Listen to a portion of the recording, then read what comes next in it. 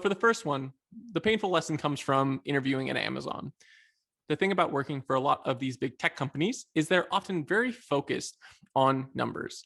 And honestly, if you've worked at other companies, they may not be focused as much on what your work is actually doing in terms of calculating every performance improvement that you do. So for my first interview with Amazon, I recall going in feeling pretty good about it. And then came more of the behavioral section where they were asking me, what kind of work I've done, what kind of work I'm doing. And I was going on about all the technologies I was working with, whether it be ASP.NET, C Sharp, SQL, Java, etc. And I didn't really mention anything about how the work I was doing was improving the overall workflow for my company. And it didn't take long before the project manager, or whoever it was, stopped me and was like, okay, but how much time did that save? Or how many more calls did you guys receive? And that's when I realized I had never really thought about that. I never really thought about what kind of impact my work was having, but instead was really focused more on the work that I was doing from a technical aspect. And I think that's very common for engineers in general, is we often are very focused on trying to solve a problem and not really focus on what that problem is trying to solve in terms of what is the performance improvement?